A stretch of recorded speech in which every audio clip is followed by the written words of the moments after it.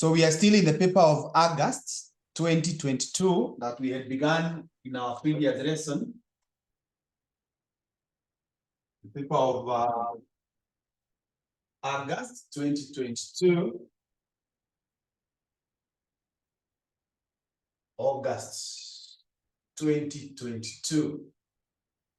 That's where we are. And we had solved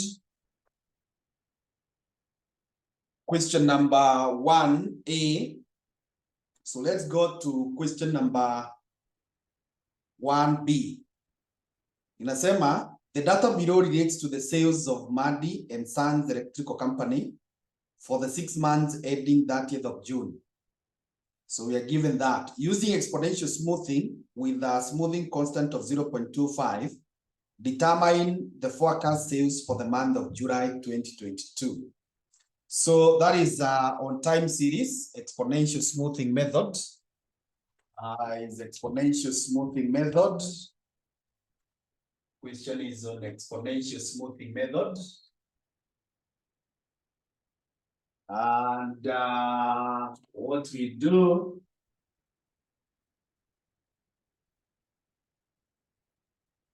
exponential smoothing method.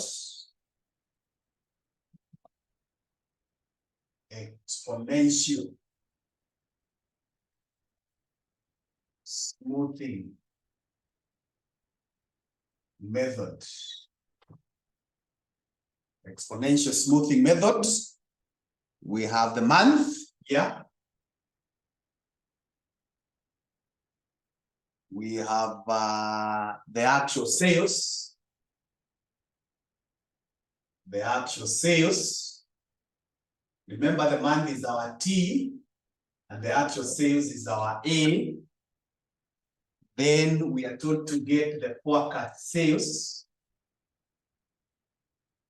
Forecast sales.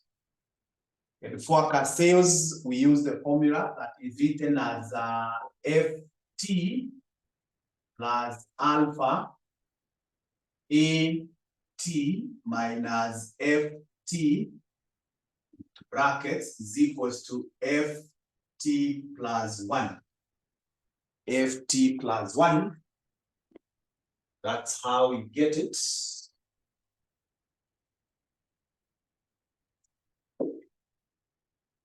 that is how we get it.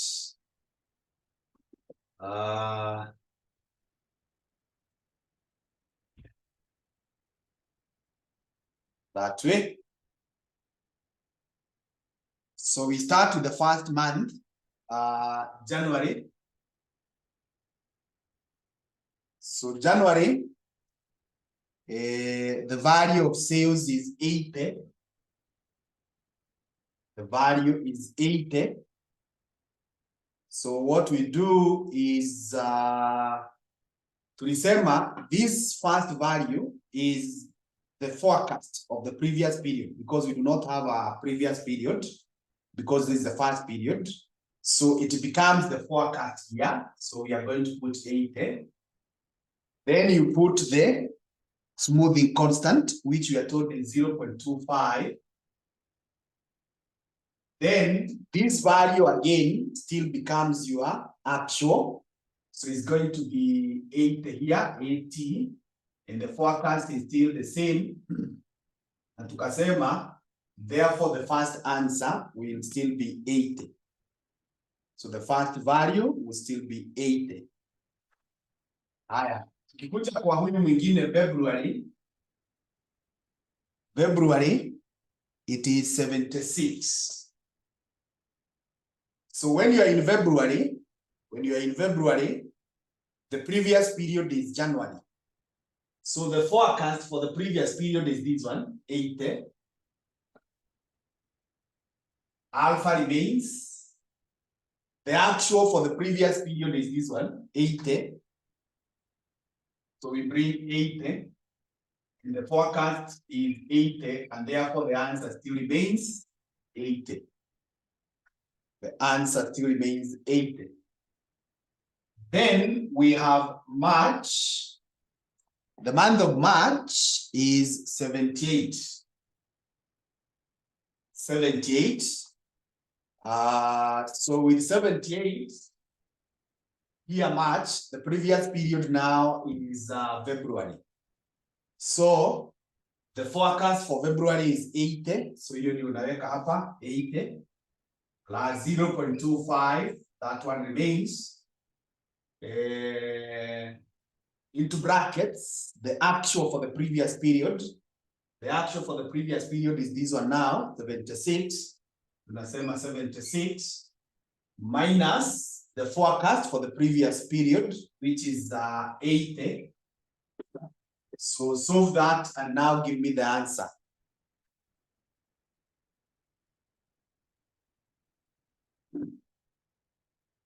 $79. 79. So the answer is 79. Good. So we go to April. Now April, the value is 82. So when we are in April, the previous period is March. So we are going to take the forecast for March, which is 79. You add 0.25, which is multiplied by the actual for the previous period, which is 78, minus the forecast here, which is 79. The forecast for the previous period.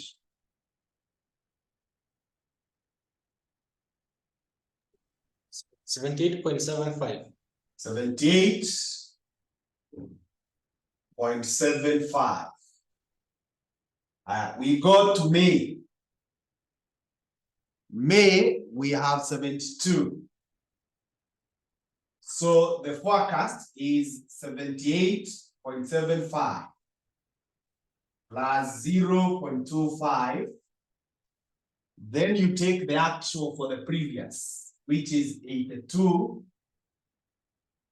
You less the forecast, which is 78.75.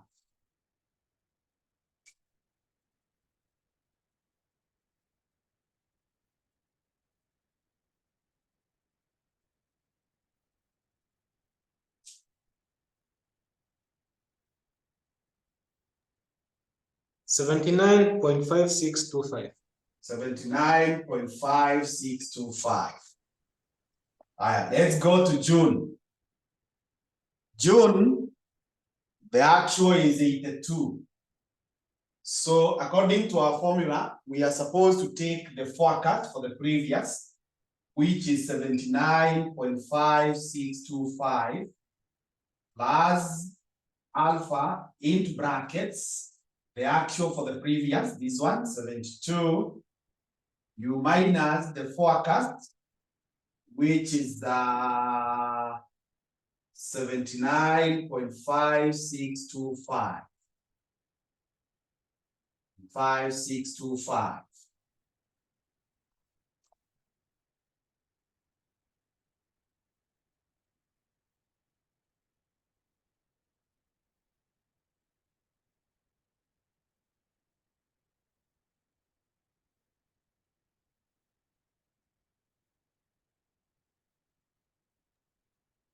$77.6719. 67. 67. 1875. Don't round, just give the way imetoka yote. 67. 1875. 75. Yeah, because there are not many, let's not round up. Let's give the examiner everything. So the last one now, July. July is the month tunaulizwa we forecast. Tulisema it is the forecast for the previous period. So hapa hakuna actual. So according to our formula, we take the forecast for the previous month, which is 77.671875 plus 0.25 into brackets, You take the actual for the previous period, 82, you minus the forecast, which is 77.671875. Close the brackets, then you say equals.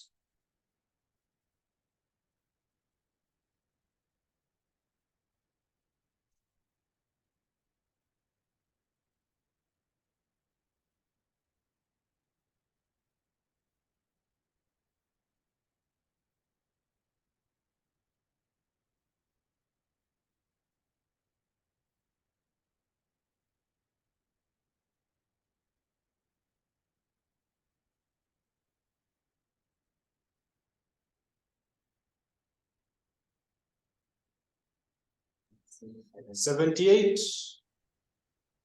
Mm-hmm. 0.75. Mm-hmm. 39. Mm-hmm. 0625. 0625. Good. So that is the forecast for July. So you can either leave it that way or you can tell them it is 79, either way. So that is how you handle exponential smoothing. Haya, tukimbie to the next question.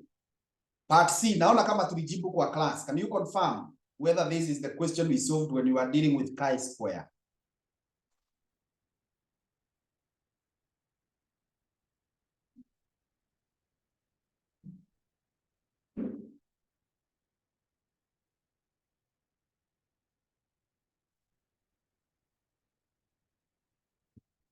Wakati tulisoma chi-square, did we solve that? Yes or no? Yes. Good. So if we solved, then we cross to na question 2A. Angalia kama tulijibu hiyo 2A when you were in linear programming.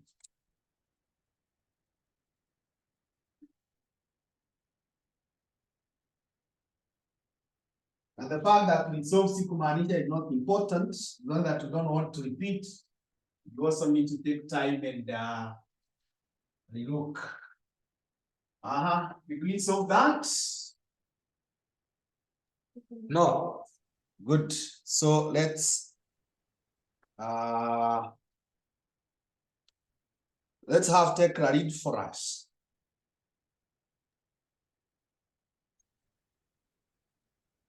Question 2A.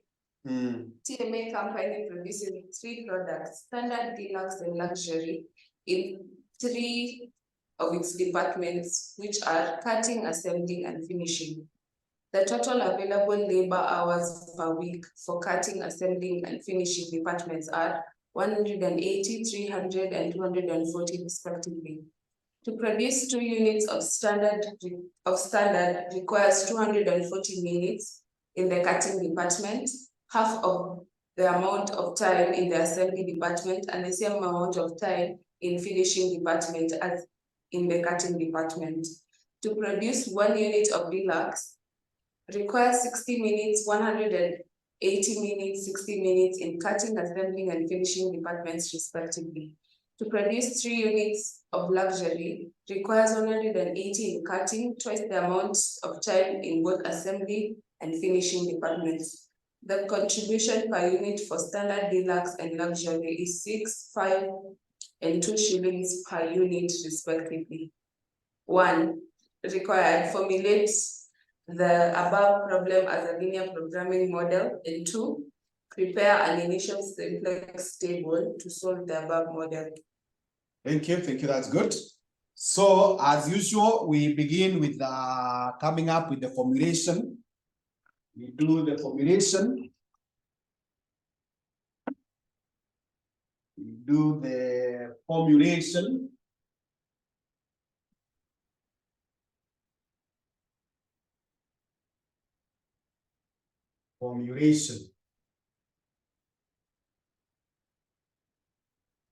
So in the formulation,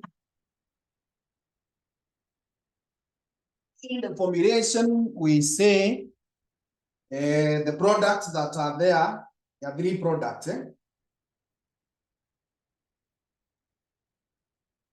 We will say let the units produced and sold be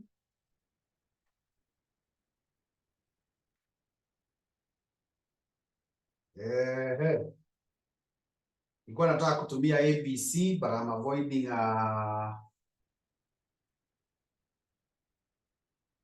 okay, let's use S for standard. S for standard. D for deluxe. D for deluxe. Acha niweke hapa juu so that my space share the way I want. Deluxe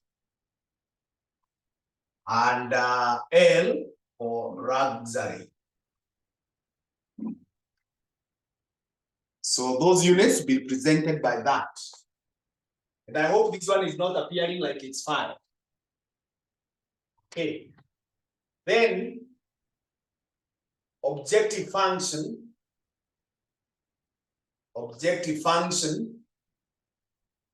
will be to maximize Z, which is equals to standard iko na contribution ya 6. So 6S plus 5D plus 2L plus 2L.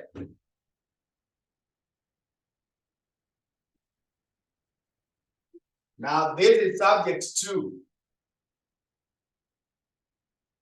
Subject 2. Tunaambiwa to produce 2 units of standard requires 240 minutes. So first of all, 240 minutes, those are how many hours?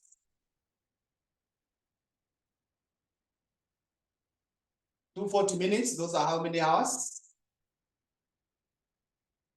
4. 4, good. So if we are told that 2 requires 4, 1 will require what?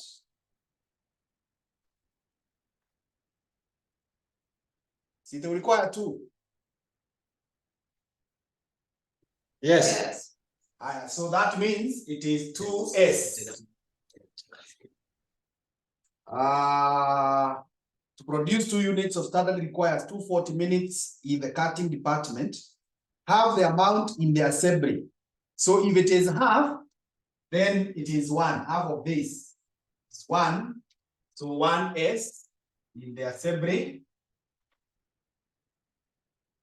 And the same amount of time in finishing as in the cutting department. So that means 2S. That is now for the first product in the 3 departments. Tuende kwa huyu mwingine. To produce 1 unit of deluxe requires 60 minutes, 180 and 60 in cutting. So cutting 60 minutes is 1, so 1S. 180, those are 3. Sorry, not S, it is D. Sasa tuko kwa deluxe. So 3D, alafu 60 minutes is 1D. And remember we said you can as well work with minutes. So, lakini sasa ukikuja this other side, you convert those hours to minutes. Or we convert the minutes to hours, ndio tukifika huku we are not converting. Then we say plus. Plus to produce 3 units of luxury requires 180. So if 3 they require 3 hours, those are 3 hours, so that means 1 is requiring 1. So 1L requires and twice the amount of time. So twice, that means it is 2. So it is 2L in in assembly and finishing, 2L. Now these ones should be less than or equal to the number of hours in cutting. We are told it is 180. Now this is cutting. Then 300. This is assembly. This is assembly. Then here we have 240. This is finishing. And I told you, you must always come here and say, SDL should be greater than or equal to 0 because of non-negativity. Non-negativity. Because of non-negativity.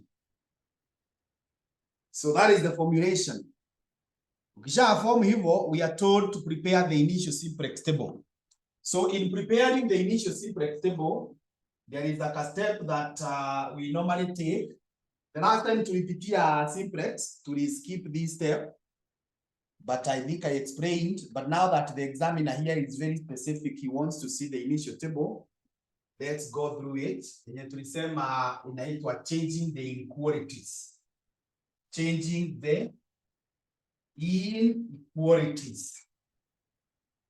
Changing the inequalities. Tukasema each one of these equations will be given an S because there are 3. So we will say, let the slack variables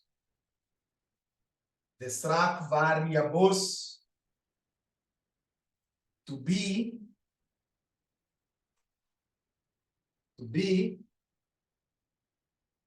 S1 for cutting, S2 to be for assembly, and S3 to be for finishing.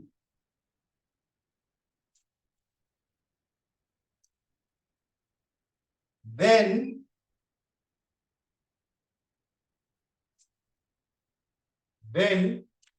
itabidi nikuje hapa sasa.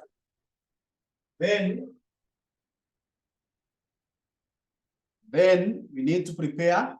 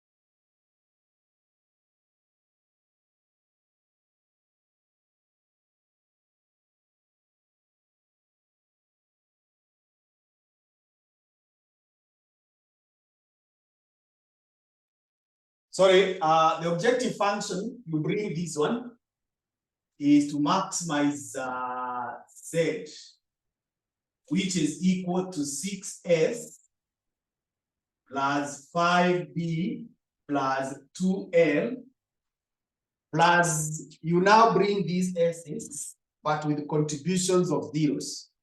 So 0S1 plus 0S2 plus 0S3.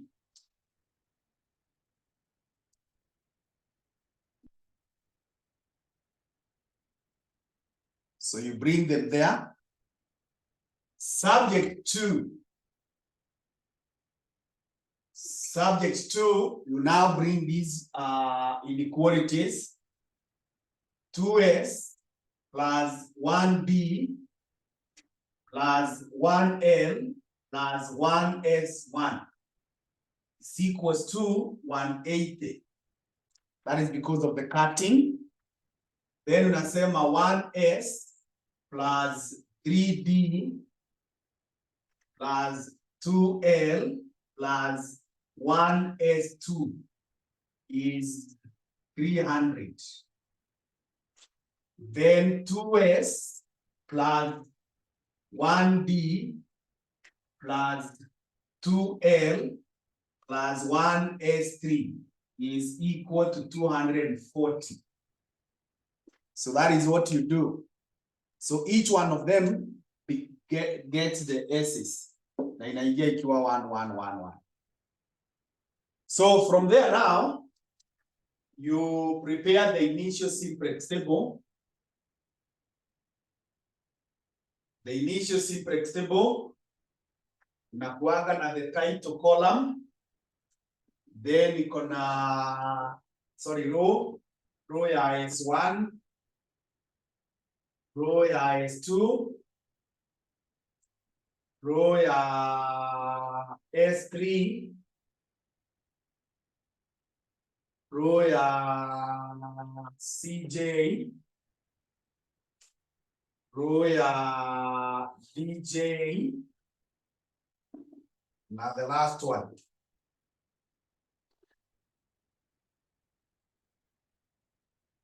So initial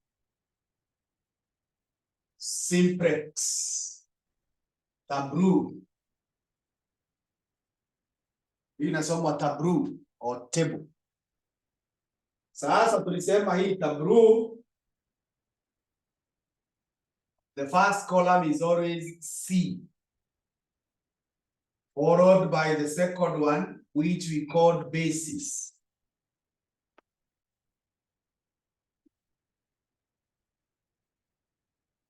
Then the other ones are these items that are in the objective function.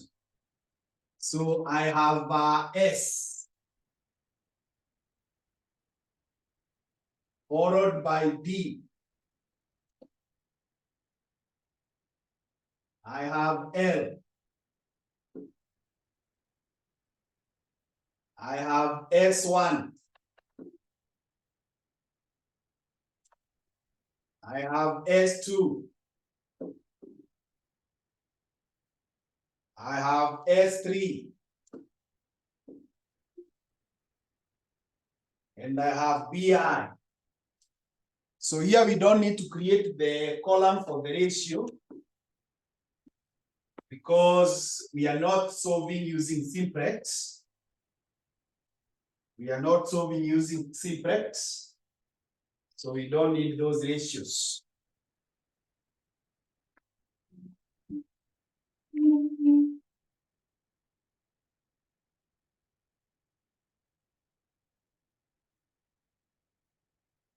Don't need those ratios. So what we do, have you finished up to that point?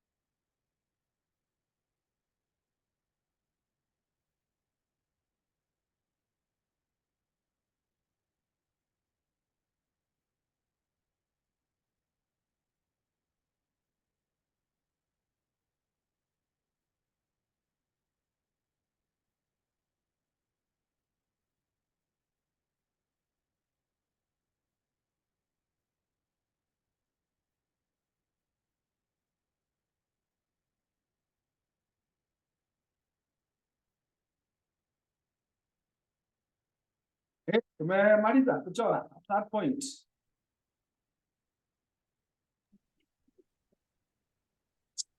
Yes.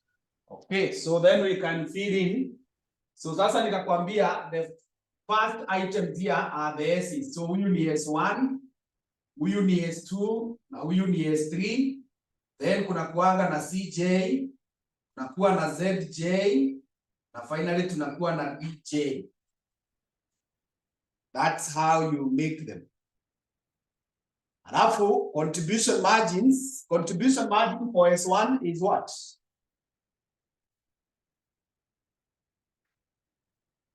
Contribution margin for S1 is what?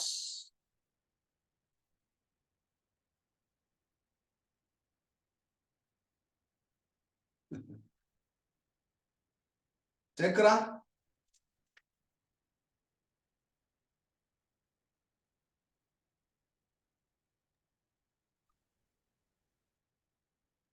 Sam? Yes. Contribution margin. I'm asking contribution margin for S1 is what? 180. Hapana, it is 0. These values go hapa. This is your contribution margin. Oh. So this is 0, this is 0, and this is 0. Yeah. Then contribution margin for S. Tekra? Contribution margin for S. 6. Good, easy. So sasa hizo ndio zinaandikwa hapa kwa row CJ. So sasa hapa tunaweka 6, 5, 2, and the others ziko na zeros. Those are the contribution margins. Naweka hivyo. Then hapa sasa tunajaza hizi coefficients. Unaenda kwa line yenye iko na S1. Unajaza hizi coefficients. So this is 2, this is 1, this is 1, this is 1. Hapa hakuna S2, hakuna S3, and the value here is 180. The value is 180. Then from there, we have 1, 3, 2, hatuna S1, so 0, 1, 0, 300. Kwa S3, we have 2, 1, 2, 0, 0, 1, and 240. 240. Then these ones, nilikwambia you get these ones, you multiply by these ones. So the Z's become 0. So this is 0, 0, 0, 0, 0, 0, 0. And then tukasema DJ, it is CJ minus ZJ. So 6 minus 0, that is 6. This is 5, this is 2, 0, 0, 0, 0. So that is the initial table.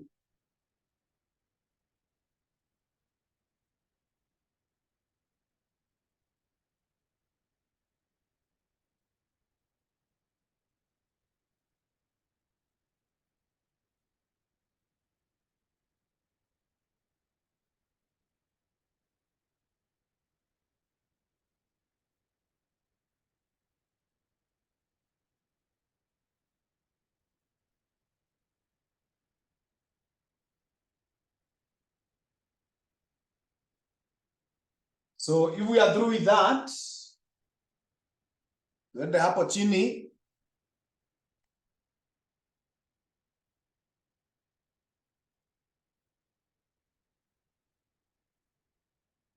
We are told the above problem was solved using a statistical software, and the final simplex table is provided below.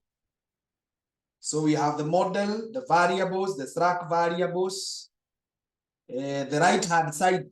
RHS means the right hand side. Hizi values ziko hii side. Kina 180, Yeah. But now once we have gone through the process, zile tulikuwa tunatengeneza table 1, table 2, hivyo zinaenda zikibadilika. So ndio inaitwa right hand side, RHS. Now, explain whether the solution is optimal and you justify your answer. Tulisema when you are solving manually, the solution is optimal if all the values here in the DJ, if all the values in the DJ are either 0 or negative. They are either 0 or negative. But I remember telling you, when you are using a computer, it is opposite. It is opposite. When you're using a computer, the computer, you will say it is optimal when all the values here are 0 or positive. 0 or positive. Using the computer. And if you're not able to judge that, the beauty with the software, it will give you the printout and tell you, or the output, and it will tell you the solution is now optimal. So when they tell us state or explain whether the solution is optimal. So I want to, don't know whether I have there. Let me rub.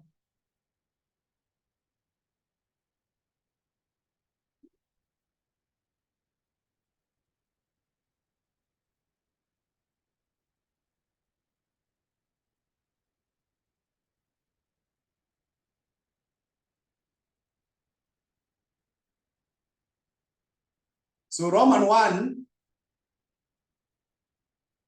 explain whether the solution is optimal. Yes, solution is optimal. Why? All Z's are 0 or positive.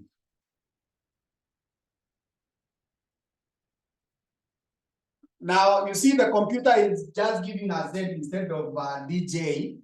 But what I told you, there are some basics. The basics. The basics are the very last row that we will ever find, the very last. It is always our DJ, whether they have called it DJ or they have called it what. Remember, when we are talking about software in computers, there are software that we call off-shelf, and there are softwares we call specific. Off-shelf is a software that has already been designed by someone. Na unaenda unainunua ikiwa ready, unaenda kuitumia venye iko. But specific, it is where you get a software developer, unamwambia nataka itengenezwe hivi na hivi na hivi na hivi. And therefore, these specifics are different because tuseme sasa natengenezea Destiny. I will make a different software from the one of University of Nairobi or the one of Naivas. So these ones are different. The same thing also is found with the off-shelf. Unaweza pata kama ni hii kampuni imedesign, there is a slight difference from the other one. Just like we have different packages. Tuko na zile zinaitwa SPSS, kuna zile zinaitwa TARI, kuna zile zinaitwa Strata. All of them are about data analysis, even the advanced Excel. But there are some slight differences here and there. So that's why you are likely to find some of these differences. But the key thing is, whatever mode they have taken to label, the very last here will always be what we call DJ. And the very last here will always be what we call BI. Even if wameita nini. Even if they have called it what. So I hope that is clear. So all the Z's, so you have to use the language of the examiner because they are meant to pair Z. So hiyo tumemaliza. Let's go to Roman 2. Determine the optimal solution. So optimal solution, I have always told you, we give two things. One is production. And production, I've told you, unakuja kwa hii column ya basis. Unaangalia which products have remained. So we have product here, and we have the units. So product inaitwa sasa hao wanatumia X1 and X2. I guess that the X1 and X2, they are for the deluxe, and they are for the standard deluxe and the luxury. Hawajatuambia zinasimamia nini, but I guess that is how it should be. So the first product, which is X1, that should be standard. We are going to make, ukifuata huko, we are going to make 48 units. X2, ukifuata huko mwisho, we are going to make 84 units.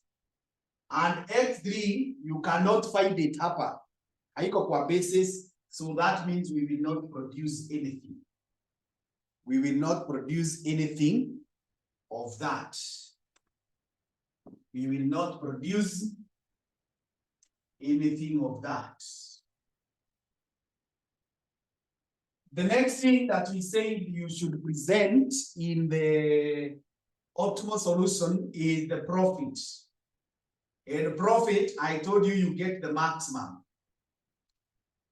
So the maximum is the hii value iko hapa mwisho. The one yenye iko hapa mwisho, you can see it is 708. And some examiners will omit this. They will skip it. Na lakini wanakuuliza. Kama wame skip, this is how you compute it. Tumesema we are producing 48 units of X1.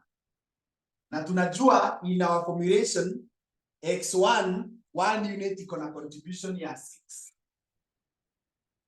And then we are producing 84 units of X2. Na tunajua each unit of X2 iko na contribution ya 5. Now, can you work out this? Niambie kama itaenda to 7 or 8. Can you confirm?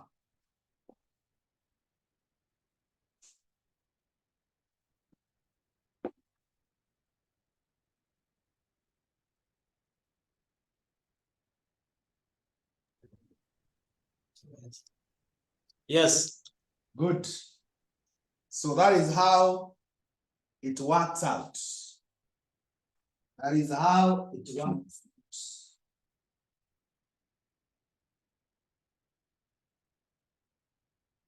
So the next question is determine the slack or the surplus value for each constraint. State which one is a slack and which one is a surplus. So that one narrator, but I have been telling you it is not part of the syllabus. Sijui kwa nini wanashinda wakileta. I think now we need to talk about it, but at least I've been showing you how to go about it. So here we have the constraints. The constraints. Now our constraints were represented by S1, S2, and S3. S1, S2, and S3. Then we have the slack and the surplus. And I told you surplus itakuwa brackets, itakuwa negative. Surplus ni negative, but slack ni positive. So it is the same thing. Unakuja hapa kwa basis, unaangalia kama kuna S1. S1 haiko. So kama haiko, its value is 0. S2 haiko, similarly 0. But S3 is there with 60. And because it is positive, that tells you it is a slack. And then we can also create another rule here, shadow price. Shadow price is what I told you the other day. We also call it the dual cost. The dual cost, that is the DJ. So it goes with those two names.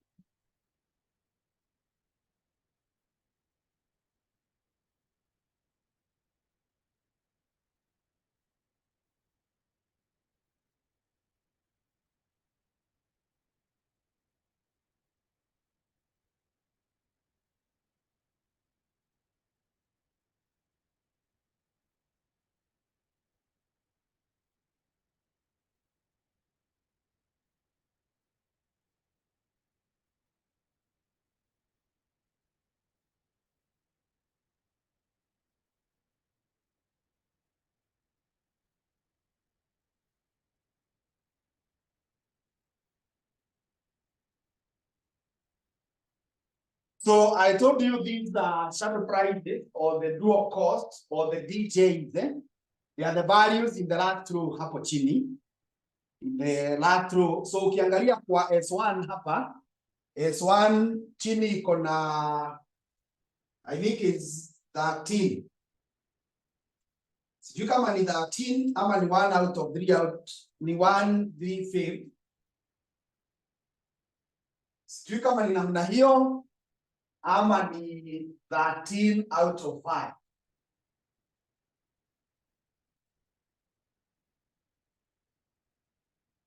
So either of those two, depending on maybe our typo was not well done. Hii ingine ya 2 tunaona ni 4 out of 5. Na huyu mwingine ni 0. Huyu mwingine ni 0. So we have answered that question. So are we okay with that, Sam?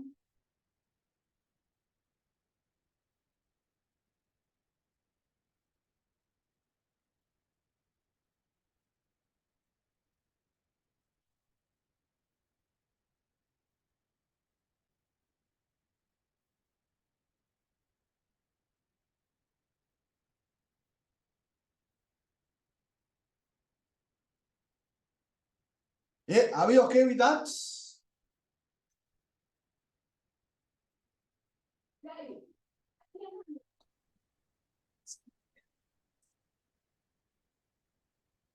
Yes.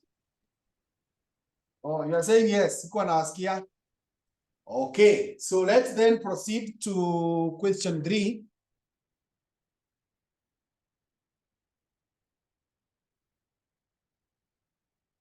Question 3A, B, hizo ni theory zenye utapata. Part C. Part C, we can solve. I don't think we solved it in class. Did we solve it in class, Sam?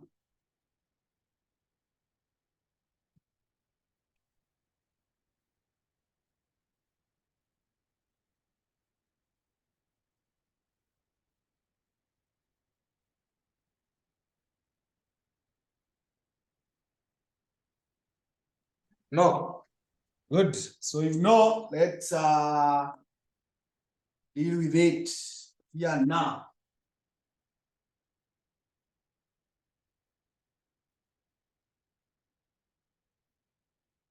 So that one is coming, ama tusome. The following pair of matrix shows the potential profits in millions of shillings, which are expected to arise from launching 4 products, S1, 2, 3, 4, for each level of demand, low, moderate, or high. Assuming that the products are mutually exclusive. Mutually exclusive. Evaluate the optimal decision using max criterion. So if you're using max criterion,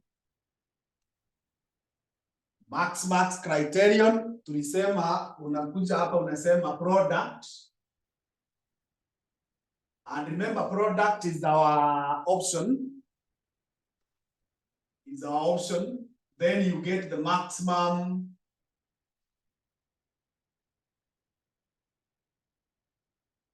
These are what? profits. Maximum profit. Maximum profit. So kwa S1, ukifuata S1, the maximum is 29. Ukifuata S2, the maximum is 28. Ukifuata S3, the maximum is 34. Ukifuata S4,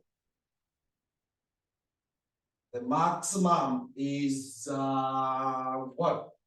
35. So this one says you take the maximum of the maximums. So the maximum of the maximums is S4. So the advice that we shall offer to this guy is that they should launch product S4.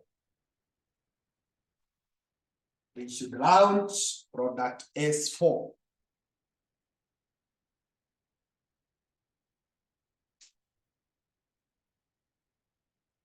Maximum criterion. Maximum criterion. Maximum criterion. Now in the maximum criterion, again, we have the product. Then you pick the minimum profit. The minimum profit. So we have S1, we have S2, we have S3, and we have S4. So in S1, the minimum profit is 15. S2, it is 22. S3, it is 23. S4 is 22. Let me hear from Tekra. Which one should we select?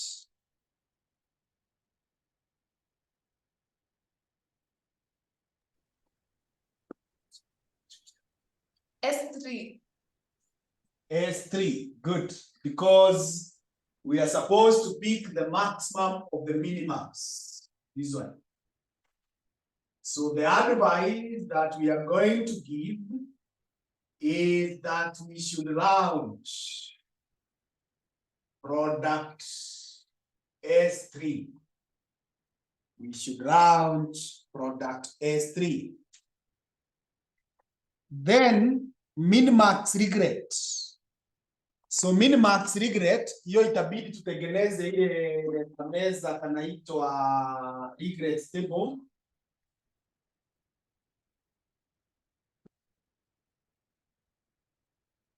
Regret table.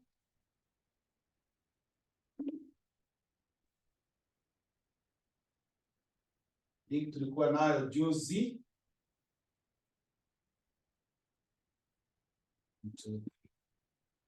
The fourth line.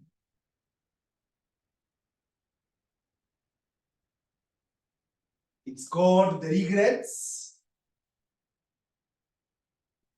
You can also call it the opportunity losses table. The opportunity losses table. So I have S1, S2, S3, and S4. Just squeeze them there. Lazima tushinde tukiandika mambo mingi. Then, when it is row,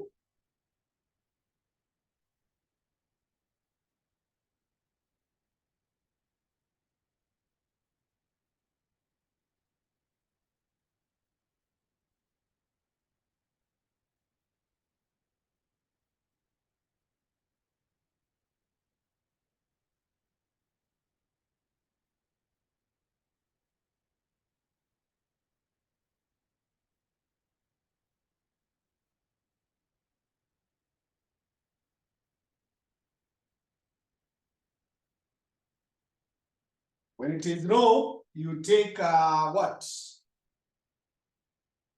You take the highest. The highest in 35 there kwa row. So unaweka hii 35, 35, 35. Then you subtract the others. So hapa unang'oa 15, unang'oa 22, unang'oa 32, unang'oa 35.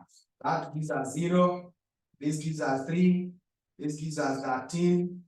That gives us 20.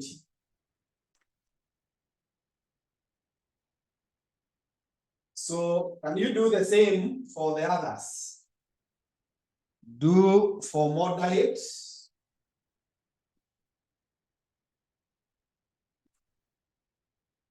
And for row.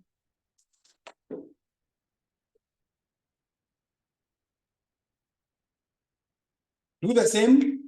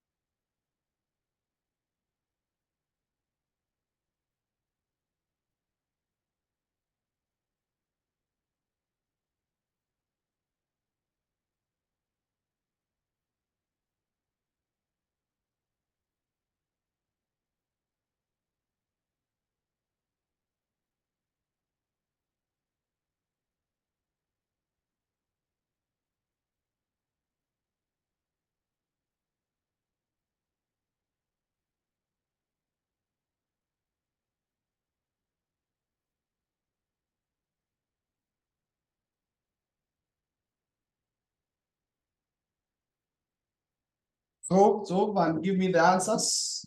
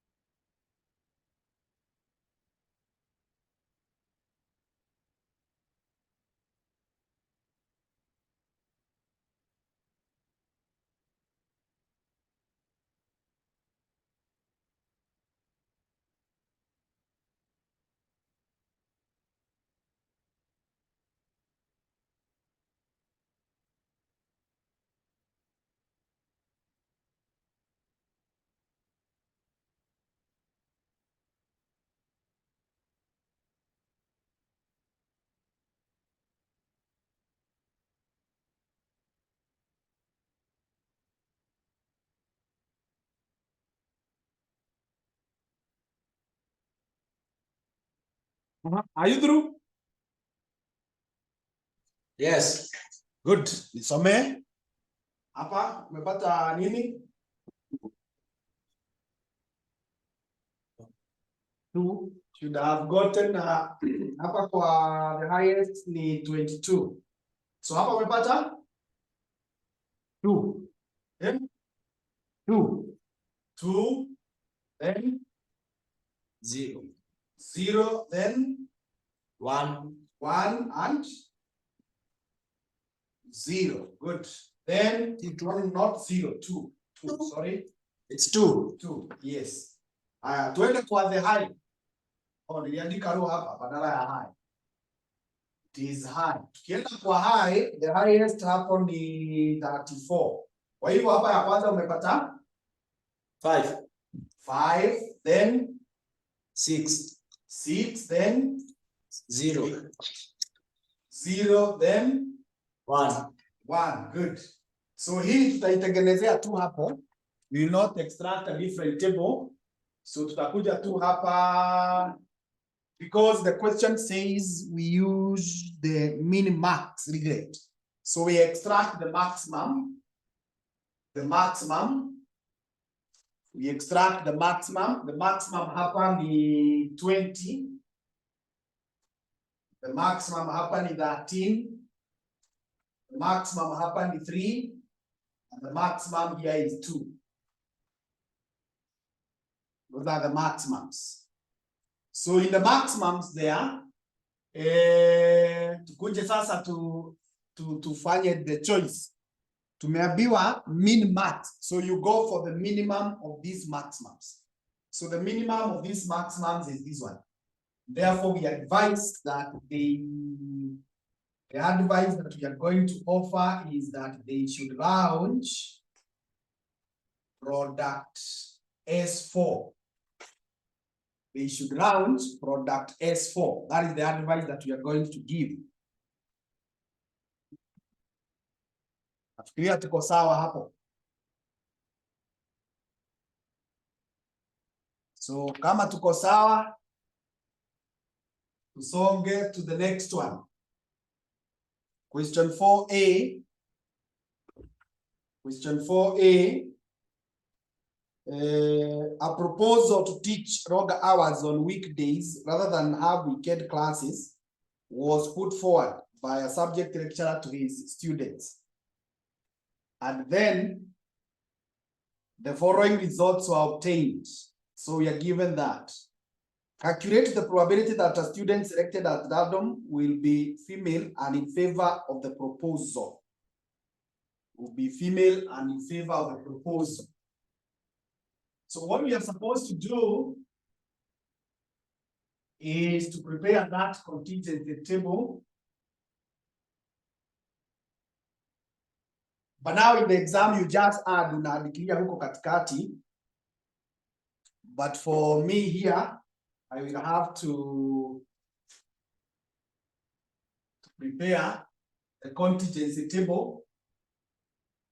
Contingency table. Even without drawing lines. The contingency table, I will have those who are in favor. I have the opposed, those who are opposed. I have those who are undecided. And then obviously I have the total. The total.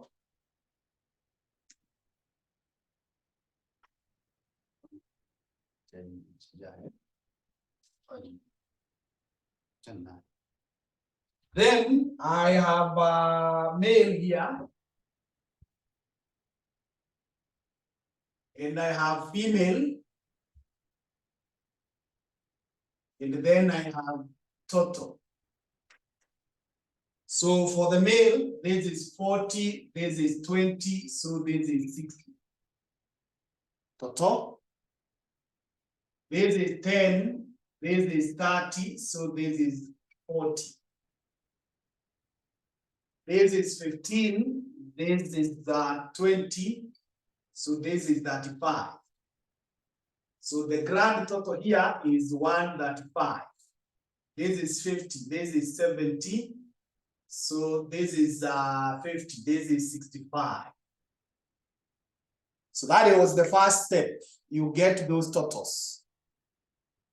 You get those totals.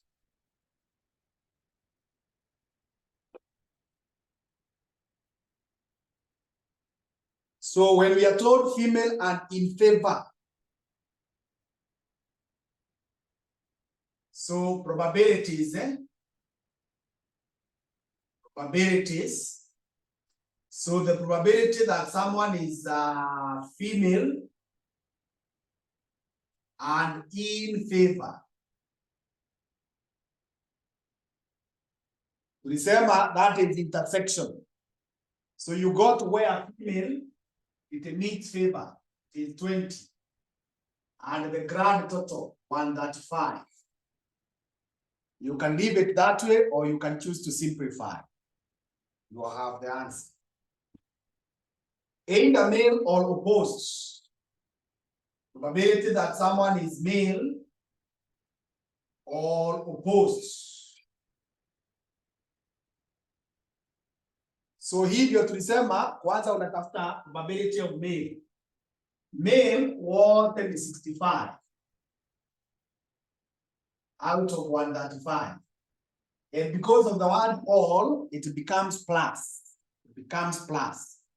Plus, those who are opposed, they are all 40. Minus 135. Or rather, you divide by 135. Then you say minus. You check where they meet. The male and the opposed, they meet here. So these 10 should be subtracted. And the answer will be what? Tell me the answer in terms of fractions. Obviously, it will be out of 130. Let me get it. Hakikisha mmefika hapo.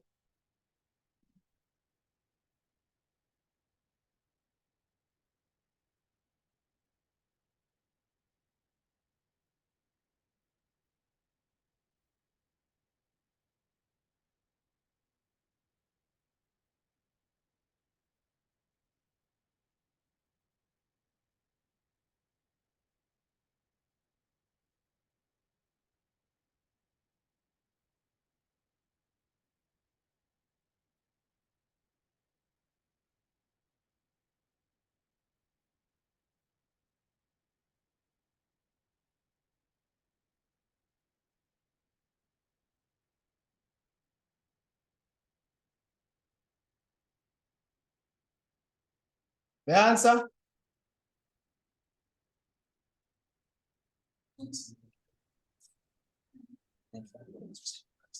$95 over Yeah.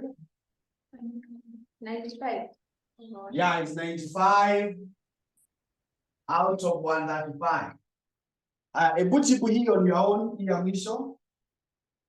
Probability that someone is undecided. Undecided, given they are female.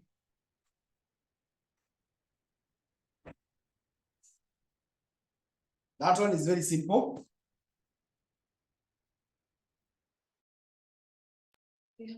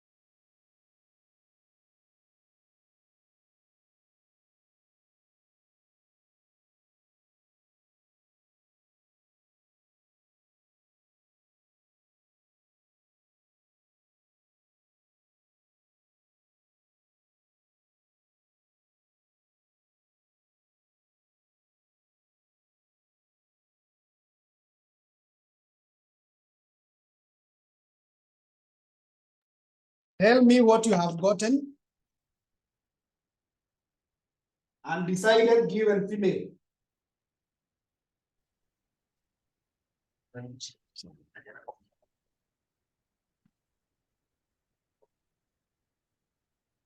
It is 20 over 135. 20 over 135. Ndio nakikataa. Nilikwambia unaenda kwa the female. Kwa female that you are given, unatafuta undecided.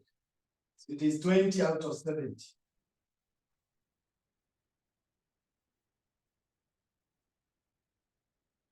It is 20 out of 70.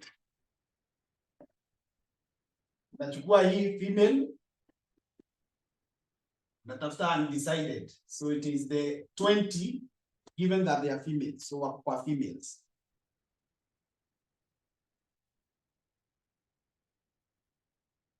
Is that okay? Ama kuna maneno hapo? Iko sawa. Haya. Let us go to part B.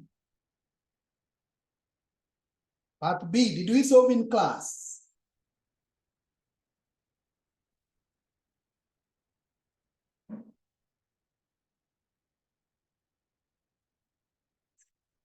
Yes or no?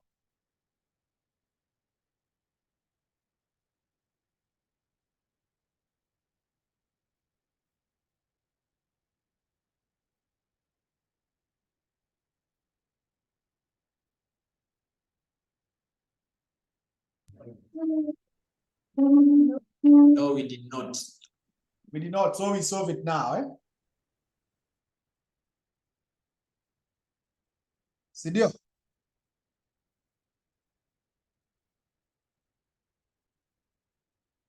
So if we are to solve it now,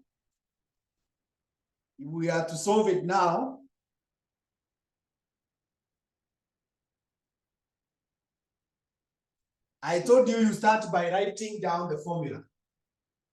The formula for the mode. Mode tulisema it is L plus B1.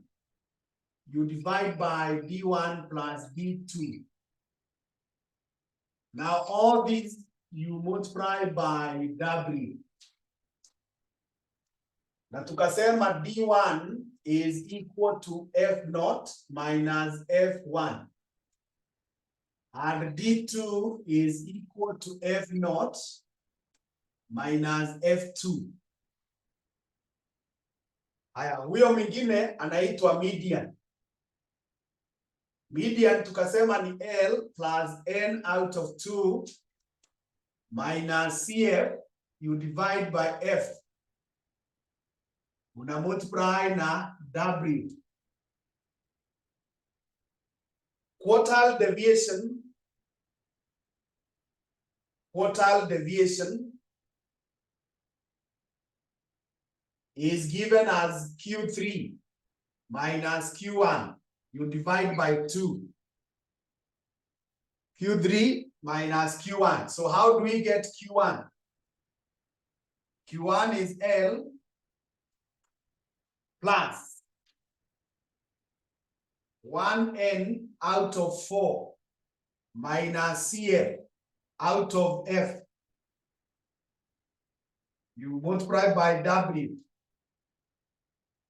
Q3. Q3 is given as L plus 3N out of 4 minus CF.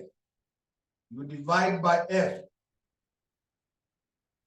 You multiply by W.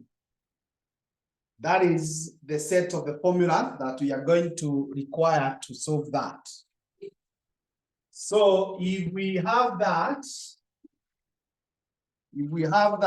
then we draw the table. Let's draw the analysis table.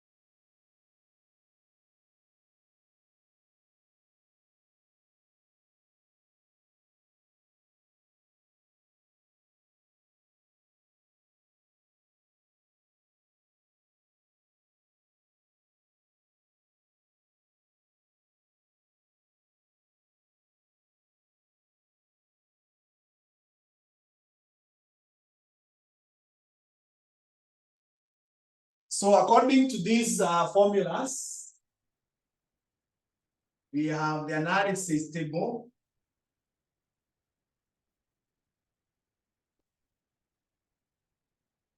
We have the production.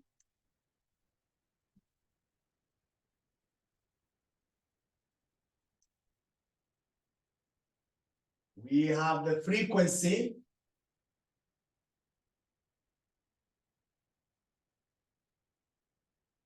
That is F. We will require, kulingana na mode, mode we have the frequencies, hiyo imetoshana na hii column, na L na W ziko hapa. Tukikuja kwa median, we will require cumulative frequency. Cumulative frequency. Cumulative frequency. Yeah, so those are the only three columns that we require. Those are the only three columns.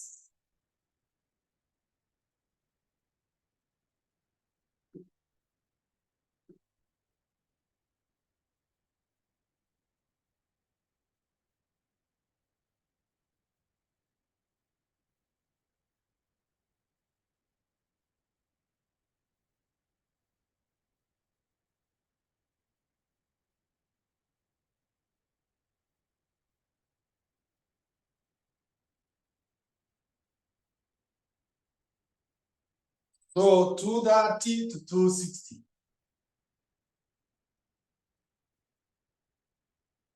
12. 260 to 290. 18. 290 to 320. 25. 320 to 350. 52. 350 to 380. 35. 380 to 410. 15. 410 to 440. 9. 440 to 470. 6.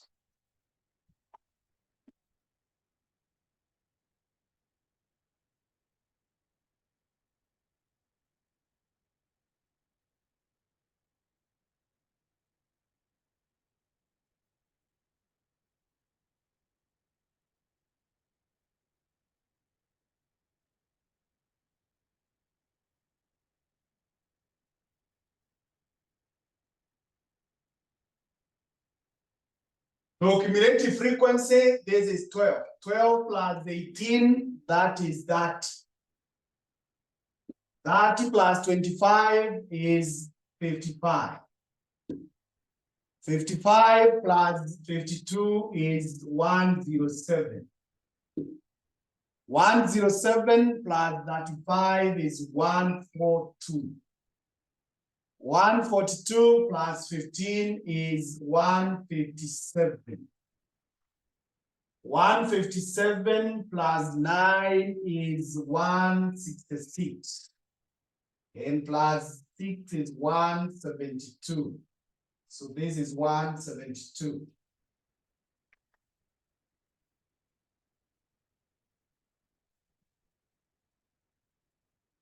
So with that, compute D1, compute D2, and after us, I'll compute the mode. We'll come for the answer.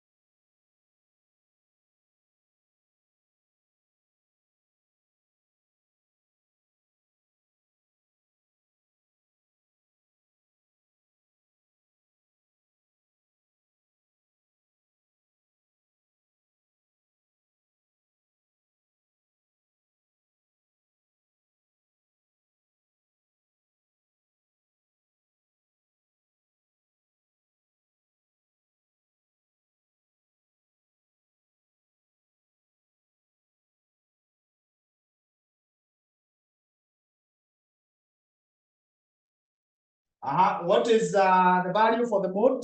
Give me the answer for the mode. 338.41.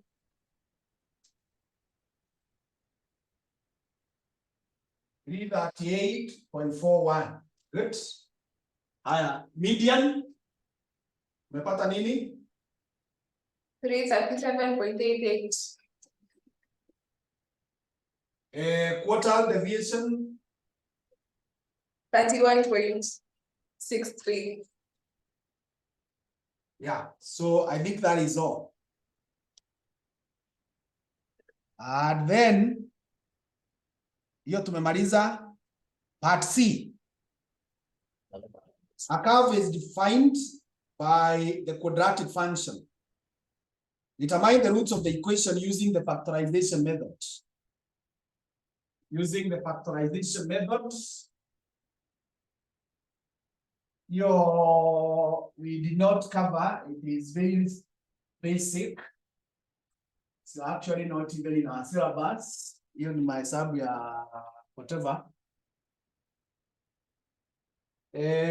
So if you are given y is equal to x squared minus 15x plus 54. How do you solve that? Can you remind me? Tekra? Using factorization.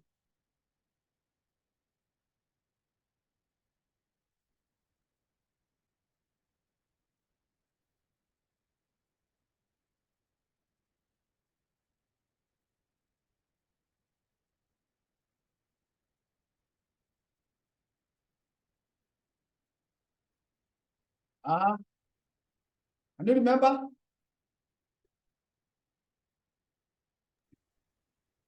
Yes. How do you go about it, Sam? Factorization, the product is equals to 54. And the sum is negative 15. And the sum is negative 15. Yes. So you get two numbers, A, B. When you multiply them, you get 54. And when you add them, you get minus 15. So what are those numbers?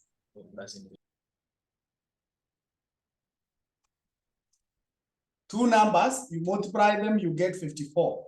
So you look for the multiples of 54.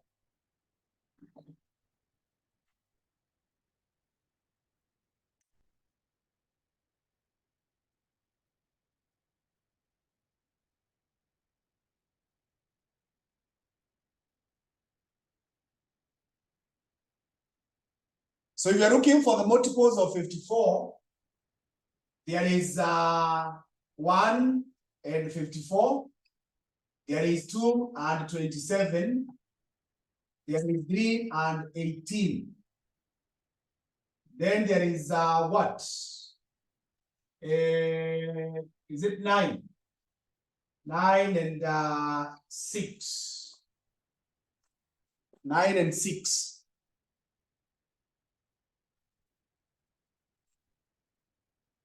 So they should be both negative. The answers, both of them should be negative. So if both of them are negative, we go by this, because 9 plus 6 is 15, and 9 times 6 is 54. So we are going to say, and then you make them to be 0.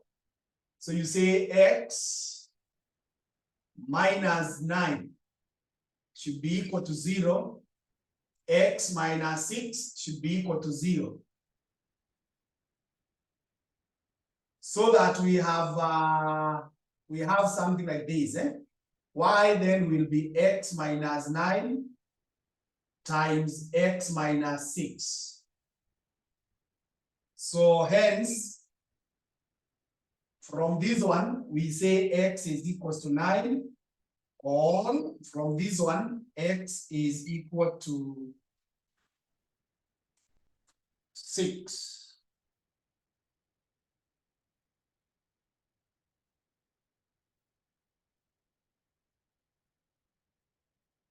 No. They should have been, we need them to be, yeah, that's okay, that's okay, that's okay. Sio iko sawa, Sam?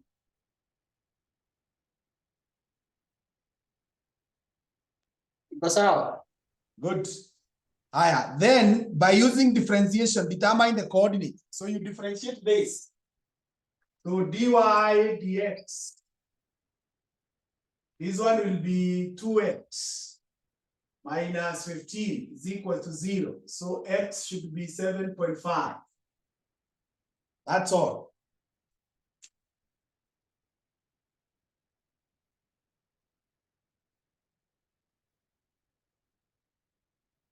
So we are going to stop at that juncture. Now our time is over. We cannot be able now to start and finish the next question. So I want to take this opportunity to sincerely thank you for being my students, for being students at Destiny. We don't take it for granted that you chose Destiny.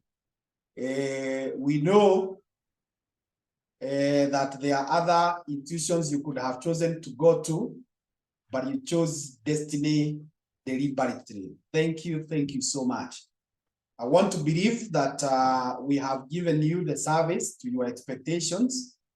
I want to believe that you are well prepared to sit for the exams, and I want to expect very bright results, very good results. So thank you so much. I wish to, or I really expect to see you in our section 3 class. Right now, we don't have the day class for section 3, but just like we did not have section 2 day class when you were in sec 1, we created when you came. So even this one, when you come back, we are going to create it. Tusonge hivyo mpaka mmalize sec 6. So we want to take this opportunity to wish you the very best, and make sure you also market us amongst your colleagues so that we come and become more. I think that's all. In case there is anything that did not make you happy, please let us know. Don't tell anyone else out there. Let us know so that we can improve and make Destiny a better place for us all next semester. Thank you. I'm going to send you a small video you watch on how to prepare for the exams.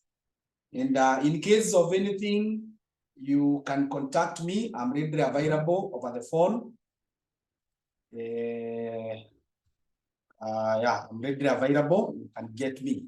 So thank you so much. I don't know whether you have any concern or we end at that point. Sam, anything?